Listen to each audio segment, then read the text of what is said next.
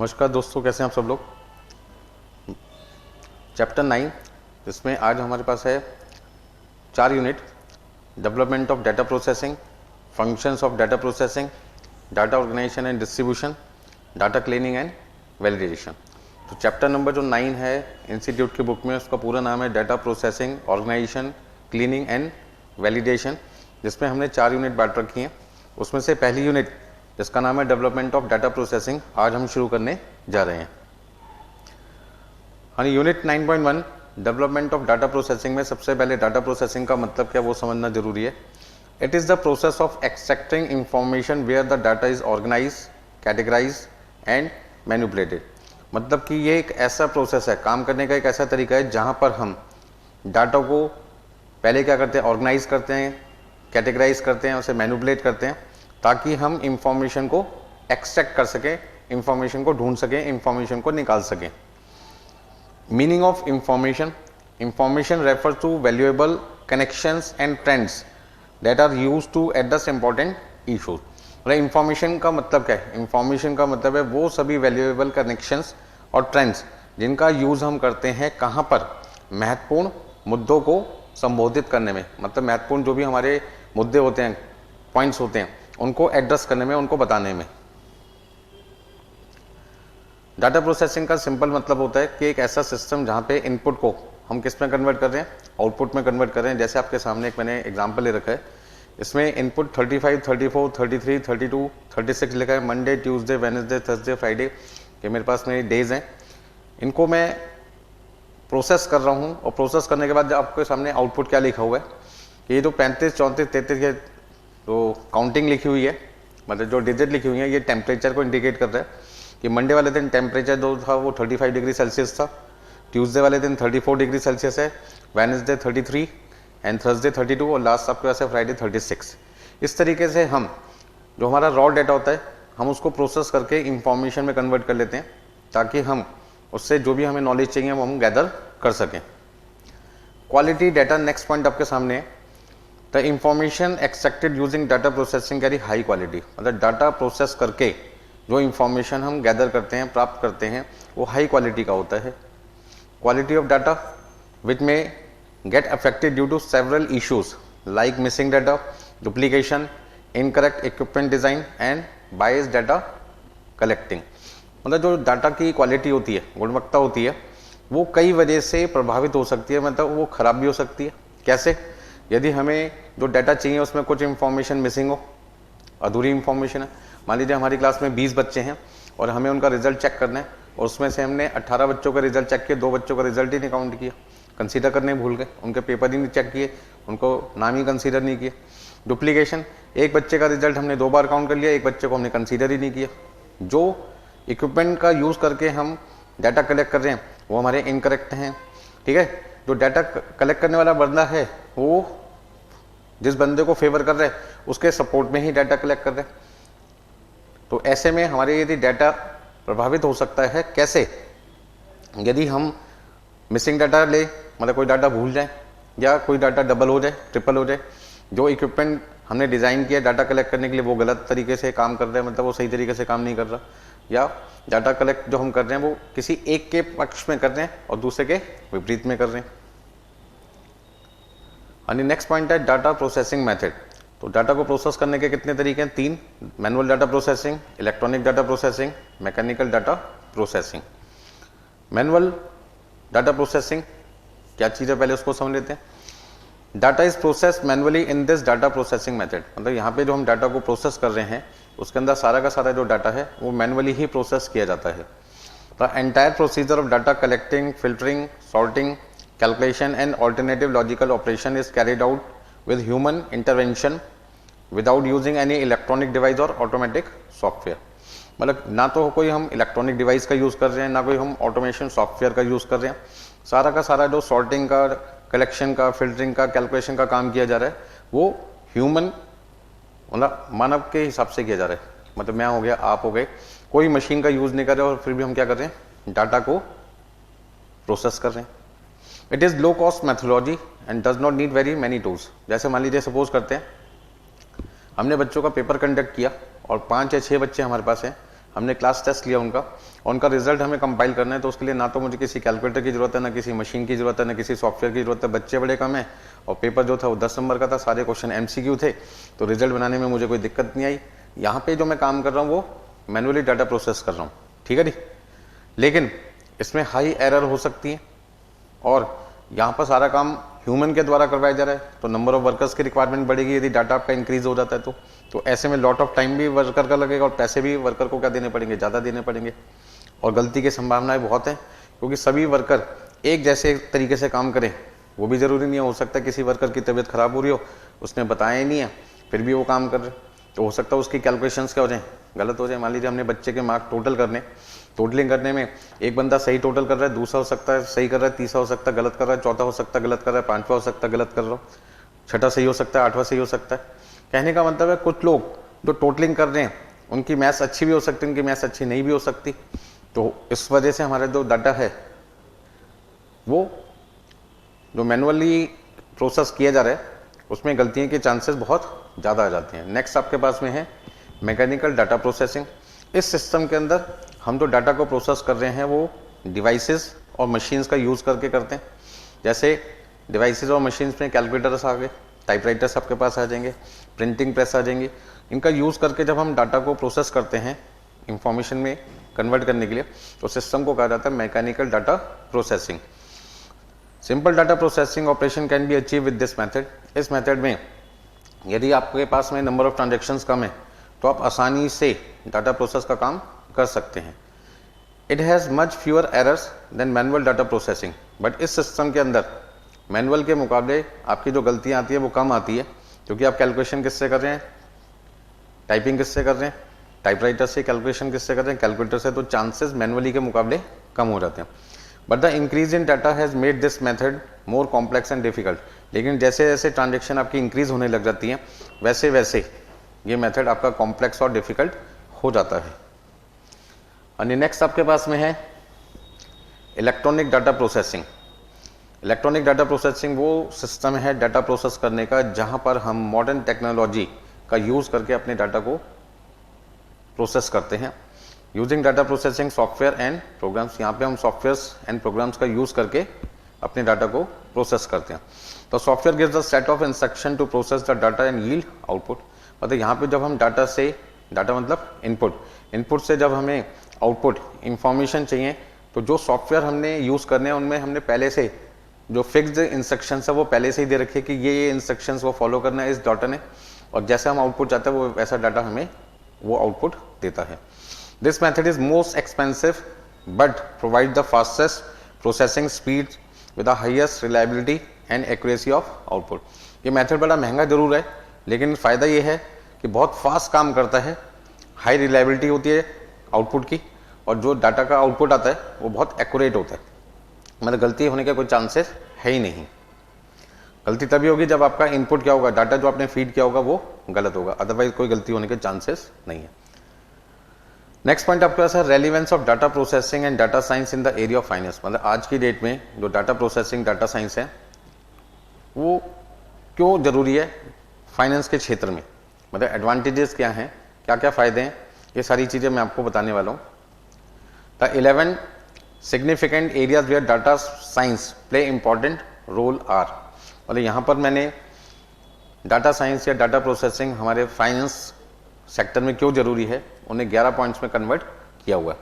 पहला पॉइंट आपके पास है रियल टाइम एनालिसिस, दूसरा आपके पास है risk analytics, customer data management, consumer analytics, customer segmentation, personalize services, predictive analytics, fraud detection, advance customer service, anomaly detection, last आपके पास में है एल्गोरिथमिक ट्रेडिंग।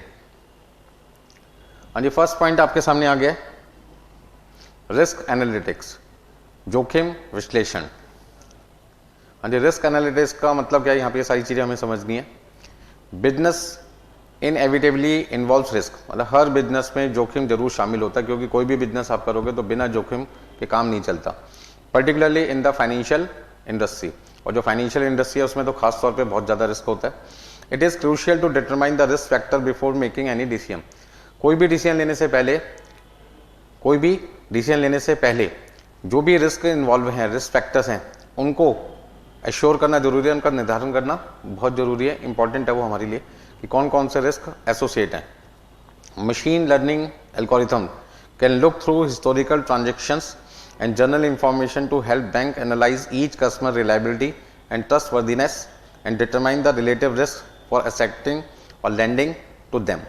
कहने का मतलब है कि जो भी हमारे कस्टमर्स हैं बैंक के, उनके साथ जो भी हमारी ट्रांजैक्शन हो चुकी हैं, historical transactions and general information, उनको मशीन लर्निंग एल्गोरिथम के थ्रू हम अपने जो बैंक सेक्टर हैं उनकी मदद कर सकते हैं कि वो अपने कस्टमर की रिलायबिलिटी और जो भी उनके भरोसेमंद वाली बातें हैं कि हम इस कस्टमर पे भरोसा करें ना करें, ट्रस्टवर्दीनेस का मतलब भरोसा करना, करें ना करें, वो सारी इंफॉर्मेशन हमें प्रोवाइड करते हैं ताकि बैंक डिटरमाइन कर सकता है कि जिसको हम लोन दे रहे हैं उस बंदे को लोन देने में कितना जोखिम शामिल है। Transaction data may be use to create a dynamic and real time risk assessment model that responds immediately to any new transaction or modification to client data. कहने का मतलब है जो ट्रांजेक्शन डाटा है वो यूज किया जा सकता है किसके लिए, मतलब जो ट्रांजैक्शन डाटा है, लेन देन डाटा है, उसका उपयोग, उसका यूज हम कर सकते हैं डायनेमिक और real time risk assessment model को बनाने में। क्यों बनाने में हम इनका यूज कर सकते हैं? ताकि हम जो भी ट्रांजैक्शंस कर रहे हैं अपने कस्टमर के साथ, कस्टमर की जो भी न्यू ट्रांजैक्शंस होती हैं डेली बेसिस पे, उन ट्रांजैक्शंस को या जो भी हमारे क्लाइंट का डाटा है उसमें कोई चेंजेस आते हैं उनको पता लगाने में हमारे को काफ़ी मदद मिलती है। जैसे मान लीजिए सपोज करते हैं आप पेटीएम का यूज़ करते हैं किसी को पेमेंट करने के लिए, फ़ोन पे, गूगल पे का यूज़ करते हैं, तो आपकी बहुत नंबर ऑफ ट्रांजेक्शन्स होती हैं, ठीक है ना। पहले आपको आलस आता था यार कौन मार्केट में जाएगा, कौन सामान खरीदेगा, तो आप आलस कर जाते थे। लेकिन आज की डेट में क्या ऑनलाइन ऐप है, फटाफट से कोई भी आपको सामान खरीदना है आप इमीडिएटली सामान मंगा लेते हैं। और उसमें आपको एक नुकसान भी होता है, नुकसान ये होता है कि आपको मंगवाने मान लीजिए 100 रुपये का सामान, 150 रुपये का सामान, लेकिन वहाँ पे डिलीवरी चार्जेस 25 रुपये लग रहे हैं। और वो कहते हैं यदि 25 रुपये आपको बचाने हैं तो आप एक काम कीजिए 200 रुपये का सामान खरीद लीजिए, आपके 25 रुपये बच जाएंगे। मतलब उस 25 को बचाने के लिए अननेसेसरी 50 रुपये का आपको सामान खरीदना पड़ता है और आपकी जेब से 200 रुपये चले जाते हैं, साथ में पैकिंग चार्जेस अलग होते हैं। कहने का मतलब क्या हुआ कि यहाँ पे आपकी नंबर ऑफ जो ट्रांजेक्शन है वो डे बाई डे क्या होती है, बढ़ती ही चली जाती हैं, ठीक है ना। और ऐसे में जो हमारी डेली ट्रांजेक्शन्स हैं उनका यदि रियल टाइम एनालिसिस हम करें या उन मॉडल को हम बनाएंगे तो हम इमीडिएटली पता लगा सकते हैं कि कस्टमर किस तरीके की ट्रांजैक्शन ज़्यादा करता है, कौन सी ट्रांजैक्शन उनको पसंद है, उनसे रिलेटेड हम फ्यूचर में क्या कर सकते हैं, प्लानिंग कर सकते हैं। नेक्स्ट आपके पास है रियल टाइम एनालिटिक्स, वास्तविक समय विश्लेषण। मतलब कि with technological advancement and improved hardware real time analytics are now available. मतलब कि तकनीकी प्रगति और बेहतर हार्डवेयर की वजह से आज हम रियल टाइम पे अपनी एनालिसिस कर सकते हैं, जैसे data engineering, data science, machine learning and business intelligence. ये सारी चीज़ें पॉसिबल हो पा रही हैं रियल टाइम पर, किसकी वजह से, एडवांस टेक्नोलॉजी की वजह से, इम्प्रूव्ड हार्डवेयर सॉफ्टवेयर की वजह से।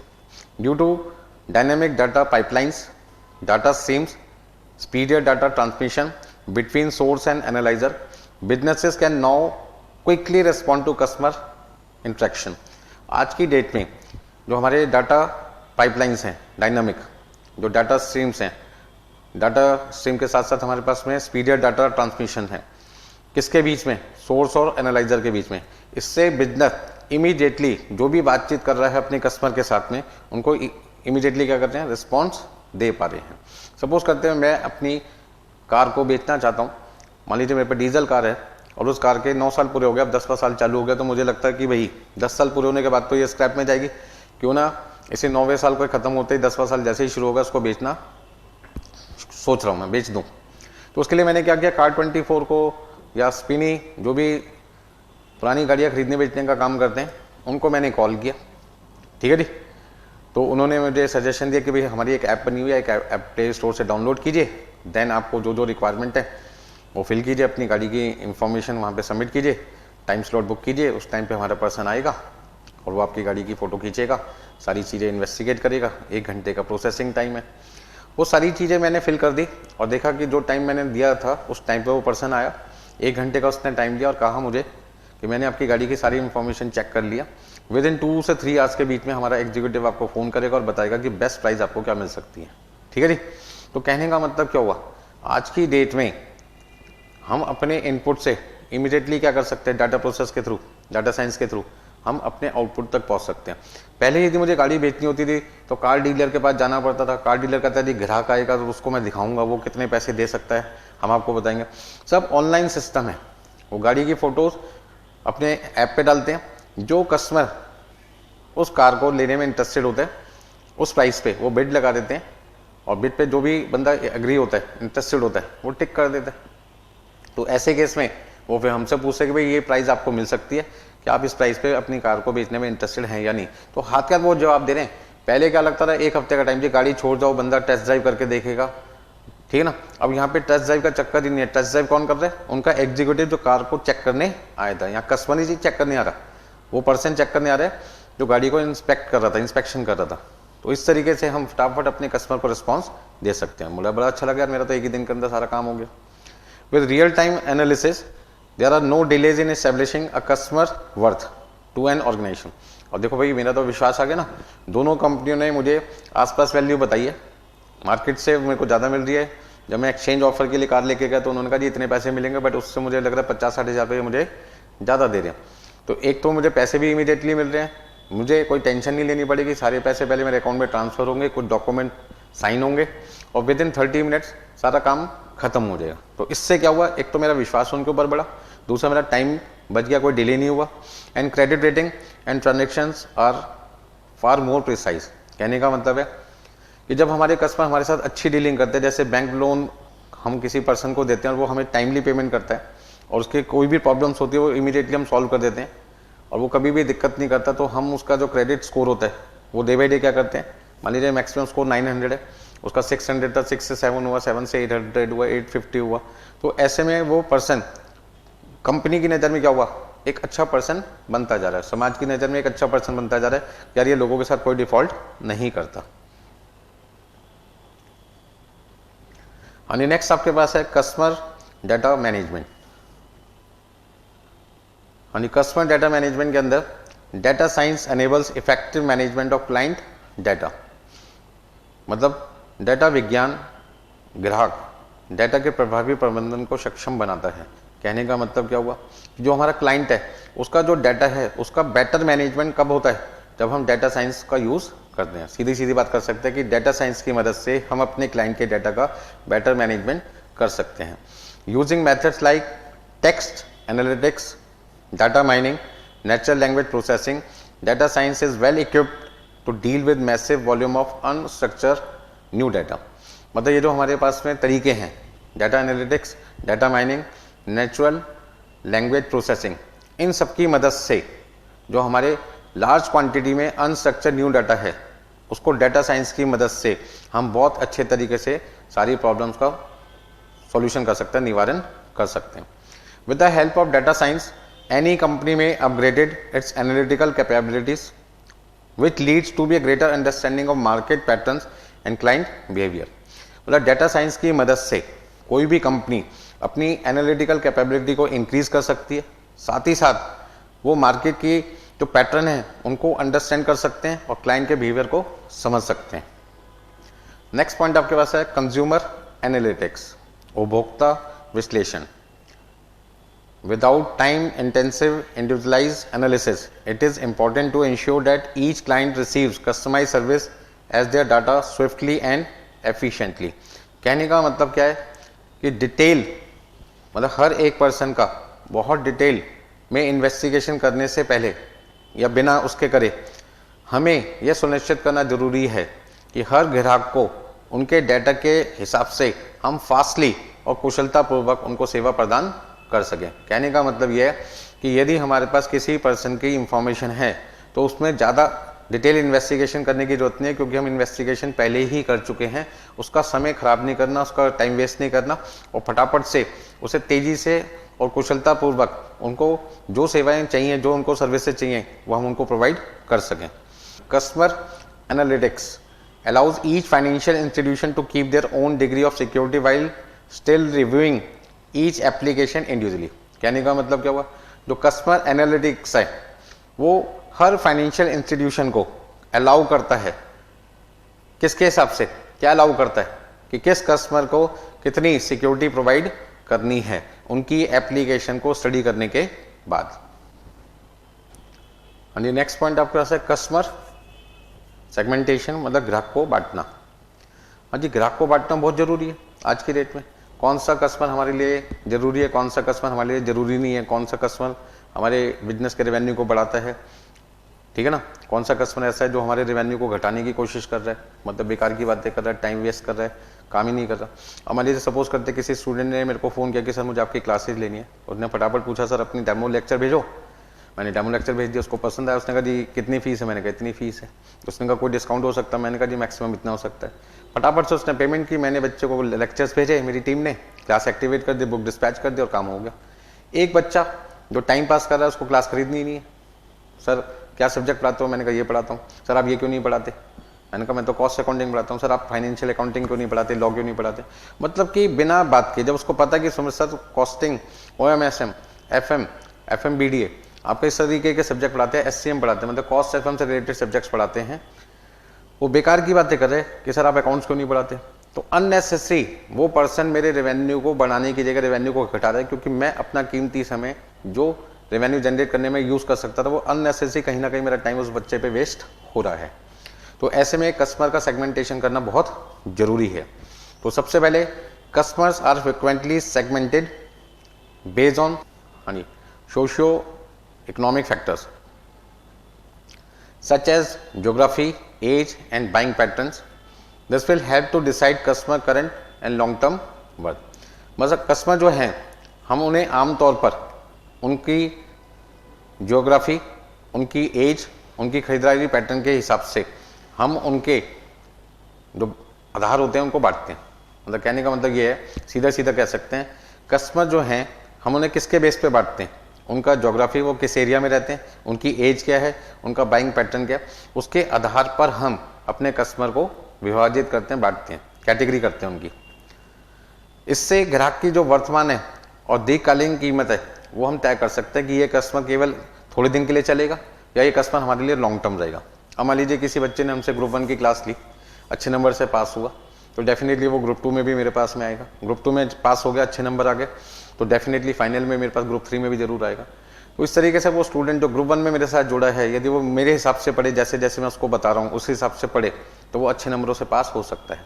कई बार क्या होता है, बच्चा मान लो 100 नंबर का पेपर है, 1 नंबर का कोई पॉइंट है और उसको मैंने कहा कि यार खुद कर ले, बस वो 1 नंबर के पीछे लग गया कि सर आपने खुद क्यों कह दिया हमें करने के लिए, हमने तो आपको फीस पे किया, हम ये पॉइंट खुद क्यों करें। कई बार ऐसे बच्चे भी मिलते हैं, जैसे मान लो किसी चैप्टर के अंदर 40 क्वेश्चन है और हमने उसमें से 35 क्वेश्चन करा दिए, 5 क्वेश्चन होमवर्क में दे दिए, तो सर ये 5 क्वेश्चन आपने होमवर्क में क्यों दिए, ये 5 क्वेश्चन भी आपने क्यों नहीं कराए। बेटा वो 5 क्वेश्चन आपको इसलिए होमवर्क में दिए थे क्योंकि वो सेम क्वेश्चंस हैं, उनकी प्रैक्टिस के लिए आपको दिए गए थे ताकि आप खुद भी करके दे सकें। बस जी सर आपने 5 क्वेश्चन क्यों नहीं कराए, फीस तो आपने पूरी ले ली लेकिन 5 क्वेश्चन आपने नहीं कराए। मतलब इन छोटी छोटी बातों में मैसेज कर करके सुबह दोपहर शाम हर थोड़ी देर में इस तरीके के मैसेज करने चालू कर देते हैं। कई बच्चे मैंने ऐसे देखे, मतलब लेक्चर जो हमने प्रोवाइड किए हैं वो चैप्टर तो करते ही नहीं है, सीधा स्टडी मैट खोल के बैठ जाते हैं और स्टडी मैट से क्वेश्चन करना चालू कर दिया। मतलब जो लेक्चर्स हमने आपको प्रोवाइड किया, पहले भैया चैप्टर को तो ढंग से समझ लो, लेकिन नहीं सर हम तो पहले स्टडी मैट के क्वेश्चन करेंगे, बाद में आपके लेक्चर देखेंगे, बाद में आपकी बुक से करेंगे। अरे भैया जो लेक्चर्स हमने जो बुक आपको प्रोवाइड किया उसमें सब कुछ कवर है सिस्टमेटिक तरीके से, लेकिन नहीं हमें तो नहीं करना। फिर सुबह दोपहर शाम फिर मैसेज चालू कर देते हैं। तो ऐसे जो स्टूडेंट्स होते हैं, ऐसे जो कस्टमर्स होते हैं, वो खुद तो पढ़ते ही नहीं है और दूसरे टीचर्स का भी समय क्या करते हैं, खराब करते हैं। वो मेरे ही साथ नहीं ऐसा करते, वो सबके साथ ऐसे ही करते हैं। उनके पास होने के चांसेस मेरे हिसाब से तो ना के बराबर हो जाते हैं, क्योंकि वो एक बात के पीछे लग जाते हैं। एग्जाम में जब आप जाते हैं, आपका 100 नंबर का पेपर है, यदि कोई क्वेश्चन मान लीजिए उस समय नहीं आ रहा और आप उसी क्वेश्चन के पीछे लग जाए, 3 घंटे हो गए और आपने उस क्वेश्चन को सॉल्व नहीं कर पाए, तो क्या होगा, फेल हो जाओगे, नहीं हो जाओगे। जबकि बाकी सारे क्वेश्चन आपको आते थे, लेकिन आपने नहीं, ऐसा ये क्वेश्चन मेरे से क्यों नहीं हुआ, अरे इस क्वेश्चन की इतनी हिम्मत की मुझसे ना हो, आप इन सब चीजों में लग गए और अपना समय बेकार करने लगा। तो समझदार इंसान कौन है, जो उन 3 घंटों में जो क्वेश्चंस आते हैं पहले उनको ढंग से करे ताकि वो अच्छे नंबरों से पास हो सके। तो ऐसे में हमें पता लगाना पड़ेगा कौन सा कस्टमर हमारा करंट कस्टमर है, कौन सा कस्टमर हमारा लॉन्ग टर्म है। अब जो स्टूडेंट हमें बहुत ज्यादा तंग करते हैं, बहुत ज्यादा तंग करते, मतलब हर छोटे छोटे पॉइंट पे सुबह दोपहर शाम दिन रात एक ही पॉइंट के लिए 20-20 बार मैसेज करते रहते हैं, जबकि हम उनको समझा भी देते हैं कि भैया हमारा डाउट सेशन का टाइम 4 से 6 के बीच का है, आप 4 से 6 के बीच में पूछो, लेकिन नहीं, या तो पूछेंगे 7 बजे के बाद में या पूछेंगे 4 बजे से पहले, और फिर वो मैसेज करते चले जाते हैं कि सर जी आपने हमारे डाउट का अभी तक जवाब नहीं दिया। ठीक है ना। तो ऐसे बच्चों को मैं समझा के थक गया, लेकिन वो मानते नहीं है। फिर कई बार हम गुस्सा भी कर देते हैं, उनको ब्लॉक भी कर देते हैं, फिर आधे घंटे 1 घंटे बाद ओपन भी कर देते हैं। पर मुझे पता है वो कस्टमर से इसी बार का कस्टमर है, अगली बार वो मुझसे क्लास नहीं लेगा, क्योंकि ऐसे कस्टमर्स को झेलना बड़ा मुश्किल है। एक तो वो पास ही नहीं होगा, जब वो पास ही नहीं होगा तो अगली बार मुझसे क्लास क्यों लेगा, तो उसका मतलब वो लॉन्ग टर्म कस्टमर मेरा नहीं है। चलिए नेक्स्ट पॉइंट, मेरा क्या वो किसी का भी नहीं होगा। This will help the entities to select value customer and eliminate non value customer. Customer जो सेगमेंटेशन है उससे हमें क्या फायदा होता है कि हम वैल्यू कस्टमर को अलग कर सकते हैं, नॉन वैल्यू कस्टमर को अलग कर सकते हैं। मतलब कौन सा कस्टमर हमें फायदा देगा, कौन सा हमें फायदा नहीं देगा। Data scientist can use automated machine learning algorithms to categorise their client based on specified attribute that have been relative relevance scores. ये सारी बातें अभी हमें समझनी पड़ेगी क्या लिखी है। जो डेटा साइंटिस्ट होते हैं वो यूज करते हैं किसका, ऑटोमेटेड मशीन लर्निंग एल्गोरिथम, जिसकी मदद से वो हमारे जो क्लाइंट्स होते हैं उनको कैटेगराइज करते हैं। ठीक है ना। उनकी जो स्पेसिफिक क्वालिटीज होती हैं, जो उनकी विशेषताएं होती हैं, उनके बेस पर उनको अलग अलग कर दिया जाता है। ठीक है ना। Next point, personalise services.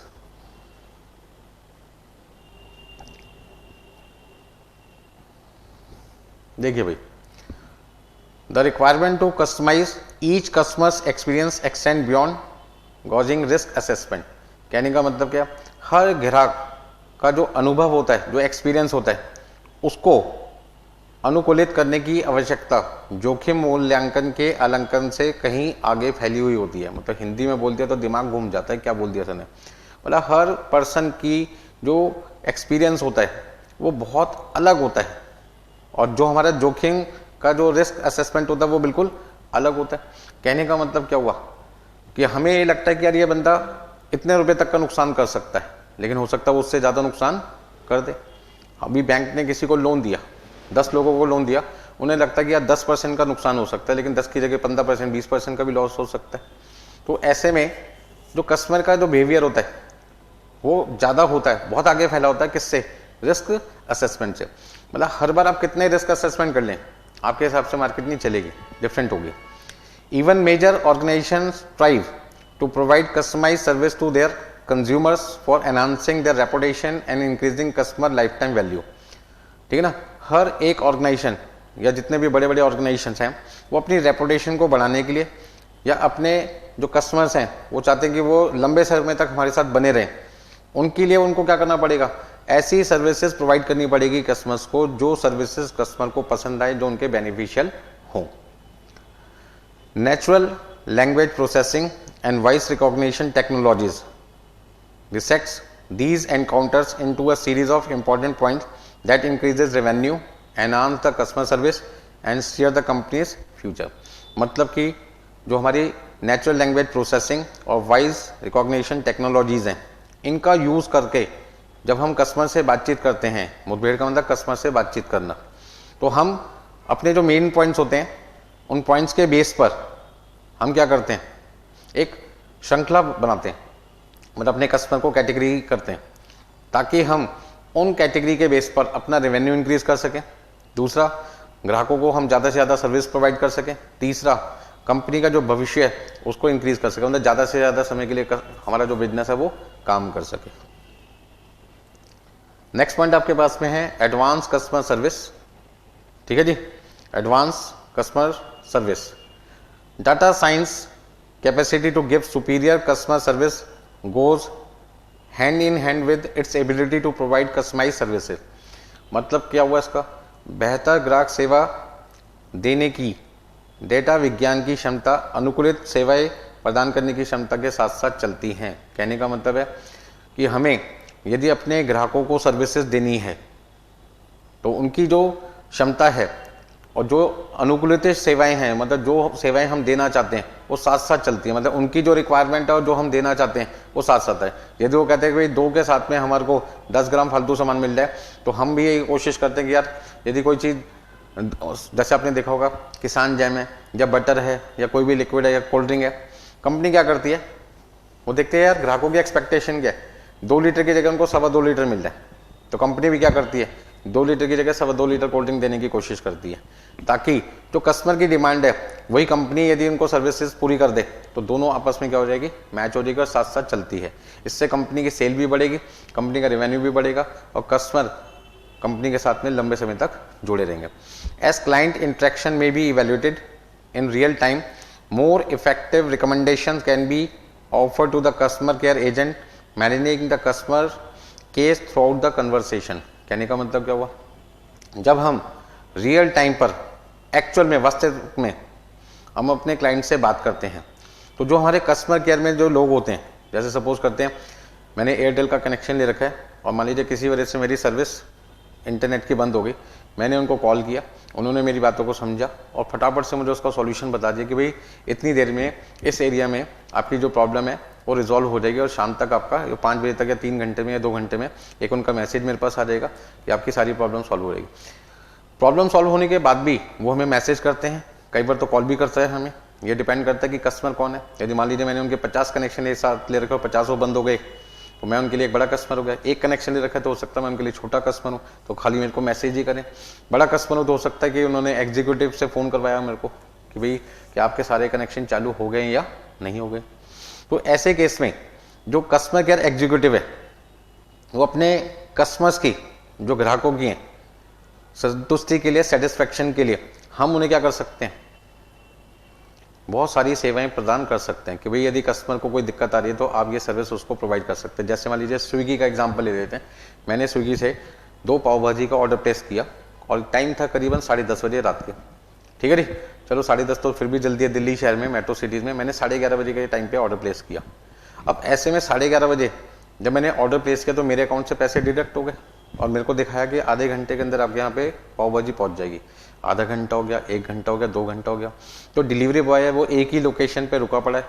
यदि ऐसा आपके साथ फ्यूचर में कभी हो और आधे घंटे का टाइम दिखा रहा और आधे घंटे से ज़्यादा का समय हो गया तो समझ लो वो पर्सन आपको डिलीवरी नहीं करेगा, आप बेवकूफ़ बन चुके हैं, वो बंदा आपको बेवकूफ़ बना चुका है, वो आपको डिलीवर नहीं करेगा क्योंकि उसका टाइम मान लीजिए 11:30 तक का डिलीवर का था और 11:30 बजे उसको एक नया ऑर्डर मिल गया तो वो कहते जी 11:30 बजे के बाद तो मैं डिलीवर करूंगा ही नहीं, वो डिलीवर ही नहीं करेगा। आप किसको फ़ोन करेंगे, जहाँ पे आपने ऑर्डर प्लेस किया पाव भाजी वाले की दुकान पे, वो कहते जी जो पर्सन है वो तो हमसे सामान लेके जा चुका, जिस पर्सन को मैंने ऑर्डर प्लेस किया वो कहते जी मैंने तो अभी तक ऑर्डर रिसीव ही नहीं किया, ये ऑर्डर मैंने कैंसिल कर दिया क्योंकि मेरा तो 11:30 तक का टाइम था, 11:30 पूरे होगा।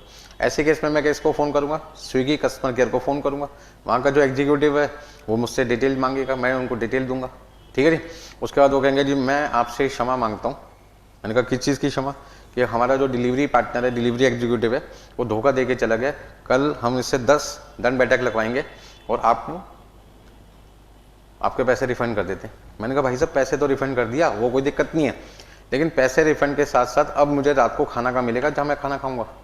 तो ऐसे में वो क्या कहते हैं, आप या तो हमसे पैसा रिफंड ले लो या फिर इस समय जो भी सामान खाने का मिल रहा है अवेलेबल, हम आपको वो सामान प्रोवाइड कर सकते हैं, साथ में हम आपको 20 रुपये का, 50 रुपये का, 100 रुपये का एक गिफ्ट वाउचर दे रहे हैं, तो अब नेक्स्ट टाइम जब ऑर्डर प्लेस करोगे तो ये 100 रुपये आपके एडजस्ट हो जाएंगे।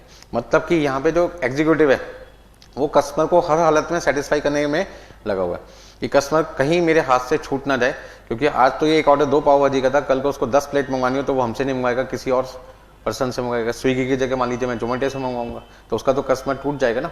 तो उन्होंने अपने कस्टमर केयर एग्जीक्यूटिव को क्या फैसिलिटी प्रोवाइड कर रखी है कि आप ऐसे कस्टमर को जो नाराज हो चुके हैं उनको खुश करने के लिए उनको उस समय कुछ और सामान भी दिलवाएं, साथ में 100 रुपये का कूपन भी दे दो, ठीक है जी। मैं खुश हो गया, मैंने कहा एक तो मुझे ऑल्टरनेटिव खाने को भी मिल गया सामान, साथ में मुझे 100 रुपये का गिफ्ट वाउचर भी मिल गया, गिफ्ट कूपन मिल गया, मतलब कोई भी कूपन मिल गया तो मैं अगली टाइम रिडीम कर लूँगा। ये चीज़ है। The knowledge from each encounter may be utilize to inform subsequent interaction of a similar nature, hence enhancing the system efficiency over time. कहने का मतलब क्या हुआ, जब हम बार बार अपने कस्टमर से बातचीत करते हैं, मुठभेड़ का मतलब कस्टमर से बातचीत करते हैं, तो जब हम किसी पर्सन से बार बार बात करते हैं तो हमारी नॉलेज क्या होती है, इंक्रीज हो जाती है। The knowledge from each counter may then be utilize to inform subsequent interaction of a similar nature. मतलब जब हम 100 लोगों से बात करते हैं तो 100 लोगों में 10 पॉइंट ऐसे होते हैं जो बार बार कॉमन होते हैं। मतलब हमने देखा कि यार 100 लोगों में से जो भी लोग हमें फ़ोन कर रहे हैं वो इन 10 में से किसी एक पॉइंट को बात कर रहे हैं कि जो हमने सामान मंगाया वो हमें पूरा नहीं मिला। ठीक है जी, 10 आइटम मंगवाई थी, 6 आइटम आई है, 4 नहीं आई, 9 आ गई, 3 नहीं आई, 1 नहीं आई, 2 नहीं आई, क्वांटिटी कम हो गई, ज़्यादा हो गई। ठीक है ना, हमने जो सामान मंगाया था वो सामान नहीं मिला, ये तो दूसरी कंपनी का सामान आ गया, कोई और ज़्यादा आ गया सामान, कम सामान आ गया। इस तरीके के हमने 10 पॉइंट बना रखे थे। अब हमें एक्सपीरियंस हो गया कि यार जो भी कस्टमर हमें फ़ोन करेगा, शुरू में हम परेशान हो जाते थे, हमें नहीं समझ में आता था हम अपने कस्टमर को क्या जवाब दें। लेकिन जब हम रोज़ एक ही बात अपने कस्टमरों से कर रहे हैं तो हमने पॉइंट फिक्स कर लिया कि मैक्सिमम कितने लोगों को दिक्कतें आती हैं, वो हमने लिस्ट तैयार कर ली है सिमिलर नेचर की। इससे क्या होगा, हमारा जो एफिशिएंसी होगा, मतलब हमारा जो सिस्टम की एफिशिएंसी होगी वो इंक्रीज होगी और हमें पता चल जाएगा यार किस कस्टमर के साथ क्या दिक्कत आ रही है और उसको हमें क्या समाधान देना है, ताकि वो कस्टमर हमारे साथ बना भी रहे और टूटे भी नहीं, और उसको हम किस तरीके से अपने साथ जोड़ के रख सकते हैं। नेक्स्ट पॉइंट आपके पास है प्रिडिक्टिव एनालिटिक्स, भविष्य बताने वाला विश्लेषक। नेक्स्ट आपके पास में है predictive analytics enables organization in the financial sector to extrapolate from existing data and anticipate what may occur in future including how patterns may involve। कहने का मतलब क्या हुआ कि जो प्रिडिक्टिव एनालिटिक्स है वो हमारी जो ऑर्गेनाइजेशंस है फाइनेंशियल सेक्टर्स की, उनको मौजूदा जो डाटा है, जो प्रेजेंट डाटा हमारे पास अवेलेबल है, उससे निष्कर्ष निकालना और भविष्य में क्या हो सकता है उसका अनुमान लगाने में सक्षम बनाता है। मतलब पैटर्न कैसे होंगे, कस्टमर किस तरीके का सामान ज़्यादा पसंद करेंगे, कौन सा कस्टमर को कम सामान चाहिए, ये सब चीज़ों का हम पैटर्न विकसित कर सकते हैं। व्हेन प्रिडिक्शन इज नेसेसरी, जब प्रिडिक्शन हमारे लिए जरूरी होता है तो उस केस में then machine learning is utilise, उस केस में मशीन लर्निंग का यूटिलाइज करते हैं। More information improve the prediction model, अधिक जानकारी पूर्वानुमान मॉडल को बेहतर बनाती है। मतलब जितनी ज़्यादा इंफॉर्मेशन हमारे पास में होगी हम प्रिडिक्शन उतनी अच्छी कर सकते हैं। On the other hand deep learning changes the data without the need for human preparation to establish the initial rules and so achieve superior performance. मतलब कि डीप लर्निंग प्रारंभिक नियमों को स्थापित करने के लिए मानव तैयारी की आवश्यकता के बिना डेटा को बदल देता है। कहने का मतलब क्या हुआ, यदि मैं किसी डेटा को बहुत डिटेल में स्टडी कर रहा हूँ तो ह्यूमन की जानकारी लिए बिना ही हम उस डाटा को क्या कर सकते हैं, बदल सकते हैं और उसका बेहतर प्रदर्शन कर सकते हैं।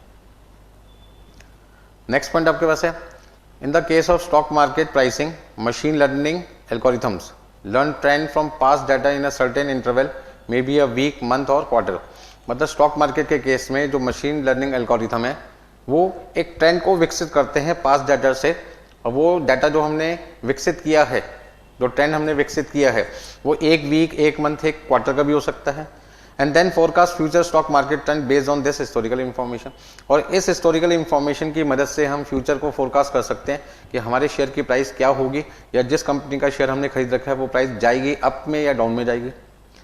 This allows data scientist to depict expected pattern for end user in order to assist them in making investment decisions and developing trading strategy. मतलब ये जो प्रेडिक्टिव एनालिटिक्स है इसकी मदद से जो हमारे डाटा साइंटिस्ट हैं वो हमें बता पाते हैं कि भैया आपको फ्यूचर में जो इन्वेस्टमेंट करनी है वो कहाँ पे करनी है। मतलब डाटा साइंटिस्ट जो हमारे एंड यूजर्स होते हैं उनको चित्रित फॉर्म में, मतलब जो भी वो पर्सन जो रिटर्न चाहते हैं उस रिटर्न के हिसाब से हम उनको सजेस्ट कर सकते हैं कि आपको भैया कहाँ पे पैसा इन्वेस्ट करना चाहिए और आप कौन कौन सी स्ट्रेटजीज को चुनें ताकि आप जैसा रिटर्न चाहते हैं वैसा रिटर्न आपको मिल सके। अब जैसे बच्चे ने मुझसे फ़ोन करके पूछा कि सर मैं एग्ज़ाम में जा रहा हूँ, 10 दिसंबर को मेरा एग्ज़ाम है या 10 जून को मेरा एग्ज़ाम है, जो भी एग्ज़ाम है उसका, उसमें मैं कौन से चैप्टर्स करके जाऊँ ताकि कम समय में मेरे को ज़्यादा नंबर मिल सके। तो मैंने क्या किया, पास डाटा को चेक किया, पास डाटा का मतलब पास पेपर को चेक किया, और पास 10 पेपर को मैंने चेक करके देखा इंस्टीट्यूट का फोकस कौन से चैप्टर्स पे ज़्यादा है, कौन से चैप्टर्स पे कम है। मैंने बच्चे को बता दिया ये चैप्टर्स पहले करके जाना, ये चैप्टर बाद में करके जाना, इनमें इन क्वेश्चन को ज़्यादा फोकस करना, इन पे कम फोकस करना। बच्चे ने मेरी बात सुनी और अच्छे नंबर से पास हो गया। ठीक है ना। नेक्स्ट आपके पास है फ्रॉड डिटेक्शन, धोखाधड़ी का पता लगाना। अब देखिए बैंकिंग सेक्टर में पैसे का आना जाना है, फाइनेंस सेक्टर हो गया ना, और जब पैसा होगा वहाँ पे लोग क्या चाहते हैं, यार कम मेहनत करके फटाफट से दूसरों का पैसा मेरे पास आ जाए, तो फ्रॉड को ढूंढना भी पड़ेगा।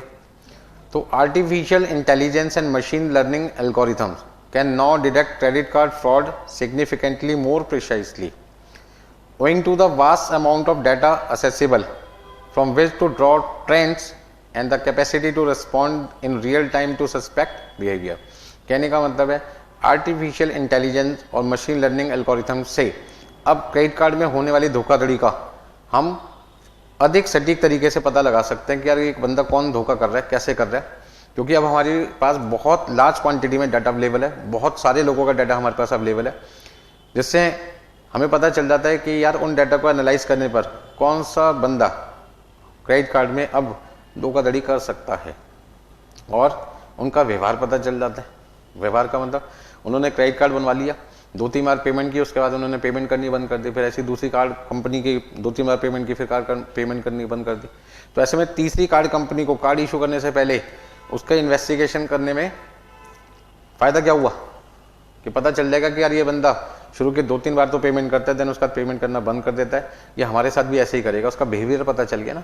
तो अब तीसरी कंपनी के साथ में धोखाधड़ी ना करे वो कार्ड होल्डर, वो कंपनी उसको कार्ड इशू नहीं करेगी। If a major purchase is made on a credit card belonging to a customer who has traditionally being very frugal, the card can be immediately terminated and a notification send to card owner. यदि किसी ऐसे customer कि credit card पे कोई बड़ी खरीदारी की जाती है जो परंपरागत रूप में ठीक नहीं है, ठीक है ना, तो कार्ड को तुरंत समाप्त किया जा सकता है और कार्ड मालिक को इसकी सूचना भेज दी जाती है। मतलब सपोज करते हैं मैंने कार्ड ले रखा है और मेरा कार्ड नॉर्मली जब भी मैं शॉपिंग करता हूँ 2000, 4000, 5000, 10 करता हूँ और मेरी जो लिमिट है वो 2 लाख रुपये, और अचानक मैं एक बड़ी ट्रांजेक्शन कर रहा हूँ, तो क्रेडिट कार्ड कंपनी को लगता है कि यार ये बंदा कभी 2-4 हज़ार 10 हज़ार से ज़्यादा का सामान खरीदता नहीं है और ये अचानक 2 लाख रुपये की शॉपिंग कर रहे हैं, तो हो सकता है कि ये पर्सन ओरिजिनल कस्टमर ना हो और उस समय वो ट्रांजेक्शन को डिक्लाइन कर देते हैं और उसका एक मैसेज ओरिजिनल जो कार होल्डर होता है उसको ईमेल के थ्रू या उसको व्हाट्सएप के थ्रू या उसको नॉर्मल मैसेज के थ्रू भेज दिया जाता है कि भाई आपका जो कार्ड है वो इसलिए डिक्लाइन कर दिया गया क्योंकि वो नॉर्मल पैटर्न के हिसाब से काम नहीं कर रहा, एक लिमिट से अब लिमिट पे काम कर रहे हैं। This protect not just the client but also the bank and clients insurer carrier. मतलब ये 3 लोगों को फायदा देता है, एक जो क्रेडिट कार्ड होल्डर है उसको फायदा देता है, एक बैंकर को, और बैंकर और क्रेडिट कार्ड के बीच में जो होल्डर है उनके बीच में इंश्योरेंस कंपनी भी है, उनको भी बचाती है। मतलब जब कोई लॉस ही नहीं होगा तो तीनों सेफ हैं। When it comes to trading, machine learning technique discover irregularities and notify the relevant financial institution, enabling speedy inquiry। जब ट्रेडिंग की बात आती है तो मशीन लर्निंग टेक्नोलॉजी जो होती है हमारी, उनसे हम इरेगुलरिटीज़ का पता लगा लेते हैं और हम नोटिफाई करते हैं रेलिवेंट फाइनेंशियल इंस्टीट्यूशन को ताकि वो जल्दी से जल्दी जांच को पूरा कर सके। नेक्स्ट आपके पास है एनोमलाई डिटेक्शन। मतलब एनोमलाई डिटेक्शन का मतलब है कोई भी चीज़ जो रेगुलर ना हो, मतलब कि ऐसा आपको लगता है यार नहीं रोज तो हम ऐसे काम करते हैं, ये बंदा रोज इस तरफ जाता है। सपोज करते हैं आप किसी पार्क में गए और वहां आपने देखा कि यार ये 10 लोग ऐसे हैं डेली लेफ्ट डायरेक्शन में भागते हैं, 1 किलोमीटर घूम के आते हैं, लेकिन आपने देखा 10 दिन तक तो ऐसा हुआ, लेकिन एक दिन ऐसा हुआ कि लोग लेफ्ट की जगह राइट में भाग रहे हैं। अब एकदम से उनसे पूछोगे ना कि भाई लोग तो आप 10 लोग यहाँ पे भागते थे लेफ्ट की तरफ, अब राइट की तरफ क्यों भाग रहे हो? क्योंकि वो एक जैसा सिमिलर नहीं है, डिससिमिलर। इसी तरीके से आपके सामने एक डायग्राम बना है, इसमें सारी फिश मछलियां जो हैं वो एक डायरेक्शन में तैर रही हैं, लेकिन जो रेड कलर की मछली है फिश है वो दूसरी डायरेक्शन में भाग रही है। इसका मतलब क्या हुआ कि ये थोड़ा सा डिफर है, मतलब कॉमन नहीं है। आपको लग रहा है नहीं यार कुछ गड़बड़ हो रही है, ऐसा कैसे हो सकता है? सपोज करते हैं आप 1 वे में कार ड्राइव कर रहे हैं, एक तरफ कार जाने वाली साइड है, दूसरी कार आने वाली साइड है। जिस साइड से आप कार जा रहे लेके पता चला सामने से कार आ रही है, तो ऐसे कैसे हो सकता है? एक्सीडेंट होने के चांसेस है। सारे लोग 10 कार इधर की तरफ जा रही है और एक कार इधर जाने की जगह वापस इधर की तरफ आ रही है, तो आप सब लोग क्या करते हैं? कार को अपने रोक लेते हैं और उस कार वाले से पूछते हैं कि भाई तू यहाँ जाने की जगह वापस क्यों आ रहा है? तो फिर वो आपको कुछ बताता है कि यार ऐसा आगे हुआ है, हादसा हुआ है, ट्रैफिक जाम है, आप वापस पीछे ले लीजिए और दूसरा रूट पकड़ लीजिए, अदरवाइज आप भी ट्रैफिक जाम में फंस जाएंगे। हाँ, next point, Financial services have long placed a premium on detecting abnormalities in a customer bank account activities, partly because anomalies are only proved to be anomalous after event happens. कहने का मतलब क्या हुआ? वित्तीय सेवाओं में लंबे समय से ग्राहक के बैंक खाते की गतिविधियों में असमानताओं का पता लगाने पर एक प्रीमियम रखा है, आंशिक रूप से क्योंकि घटना होने के बाद की विसंगतियां असामान्य साबित होती है। कहने का मतलब क्या हुआ? यदि किसी कस्टमर के अकाउंट में लंबे समय तक कुछ गड़बड़ी लग रही है, आपको हो रही है बार बार, मतलब पैसे आ रहे हैं, पैसे जा रहे हैं, और ये पैसे अलग अलग लोगों के अकाउंट से आ रहे हैं, रेगुलर नहीं आ रहे, तो उसका मतलब क्या है? क्या कुछ तो गड़बड़ हो रही है, क्योंकि हर एरिया के जो कस्टमर्स होते हैं वो फिक्स होते हैं। अब आपने देखा यार, एक कस्टमर की एक बार ट्रांजैक्शन हो रही है, दूसरी बार कभी हो ही नहीं रही, तीसरी बार कभी हो नहीं रही, 2 महीने हो गए, 4 महीने हो गए, 6 महीने हो गए, तो उसका मतलब इतने सारे लोगों के पैसे अलग अलग जगह से कैसे आ रहे हैं, मतलब कुछ तो गड़बड़ है, ऐसा आपको लगता है। ठीक है ना? Although data science can provide real-time insights, it cannot anticipate singular incidents of credit card fraud or identify theft.